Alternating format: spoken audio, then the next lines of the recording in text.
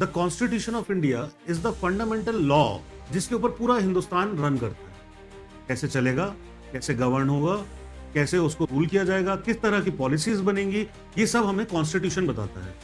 The regime values are established by the constitution itself. Now when the constitution is the repository of values, उस case में state को मतलब government को और citizens को दोनों को इसके साथ इसके हिसाब से ही चलना पड़ेगा। Another important parameter is that constitutional morality also flows out of it only.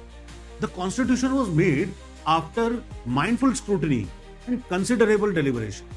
Now what that tells us कि इसके पीछे इतना डिबेट हुआ है, इतना समझा गया है, इतना सोचा गया है। अगर मान लो आप और मैं कॉन्स्टिट्यूएंट असेंबली के पार्ट हैं, तो अगर आप कुछ बोलोगे तो मैं काटूंगा कंस्ट्रक्टिव तरीके से, आजकल के तरीके से नहीं, कंस्ट्रक्टिव तरीके से आप उसे काटोगे, मैं आपकी बात को कंस्ट्रक्टिव तरीके से काटूंगा। Then we will try to find out a new solution and try to envision what can be included in constitution और what can not be included in constitution. Otherwise मतलब हम कह सकते हैं कि संविधान की आत्मा हमारे कल्चर को और इंडियन सिटीजन के अधिकार को दोनों को दर्शाती है।